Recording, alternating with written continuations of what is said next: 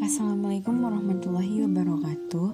Perkenalkan, nama saya Adestia Alfitri, NPM 2010012111055. Kelas Ilmu Hukum 2B Hukum Tata Negara. Tugas penjelasan materi hukum tata negara. Dosen pengampu Dr. Sanijar Febri Haryati, RSH, MH.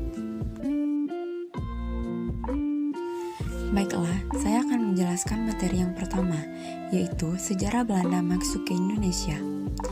Belanda datang pertama kali ke Indonesia pada tahun 1596 di bawah pimpinan Cornelis de Houtman dan berhasil mendarat di pelabuhan Banten. Namun, kedatangan Belanda diusir penduduk pesisir Banten karena mereka bersikap kasar dan sombong. Belanda datang lagi ke Indonesia dipimpin Jacob van Heck pada tahun 1598 dengan membawa rempah-rempah. Pada saat yang sama, Portugis dan Banten yakni mengalami hal-hal buruk karena terlalu pintar untuk menaklukkan hati para penguasa, sehingga mereka dapat mengambil rempah-rempah seperti lada dan dapat mengirimkan ke sebuah rakyat mereka sendiri. Pada waktu itu, ada persaingan sengit antara negara-negara Eropa, yakni Spanyol, Portugal, dan kemudian Inggris Raya, Belanda, dan Prancis untuk sebuah aturan dalam perdagangan di wilayah Asia Timur. Materi selanjutnya yaitu makna dan fungsi proklamasi. Makna dan fungsi proklamasi diantaranya adalah menaikkan martabat bangsa Indonesia terhadap bangsa lain, menjadi pernyataan de facto negara Indonesia sebagai jembatan emas untuk mencapai tujuan bangsa, mengusir semua intervensi asing yang ada di Indonesia, menguji semangat perjuangan para pemuda Indonesia, dan mendorong lahirnya semangat juang bagi generasi sekarang. Materi selanjutnya, tujuan proklamasi. Tujuan dilaksananya proklamasi kemerdekaan Republik Indonesia antaranya yaitu: yang pertama, melepaskan diri dari belenggu penjajahan bangsa lain. Yang kedua, bangsa yang bersangkutan dapat hidup sederajat dengan bangsa-bangsa lain. Yang ketiga, bangsa yang bersangkutan dapat meningkatkan taraf kehidupan bangsanya. Yang keempat, bangsa yang bersangkutan dapat meningkatkan taraf kecerdasan bangsanya. Yang kelima, dapat mengajarkan segala ketertinggalan yang dialami oleh bangsanya dengan mengembangkan segala potensi yang dimilikinya.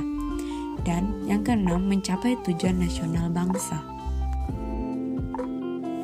Materi selanjutnya yaitu isi proklamasi. Proklamasi. Kami bangsa Indonesia dengan ini menyatakan kemerdekaan Indonesia.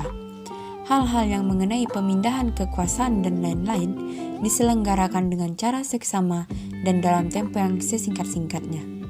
Jakarta, hari 17 bulan 8 tahun 05, atas nama bangsa Indonesia. Baiklah, materi selanjutnya, rapat BPU PKI. Ada dua sidang yang dijalankan BPU PKI. Sidang pertama berlangsung pada 29 Mei sampai 1 Juni 1945. Dan sidang yang kedua berlangsung pada 10 sampai 17 Juli 1945.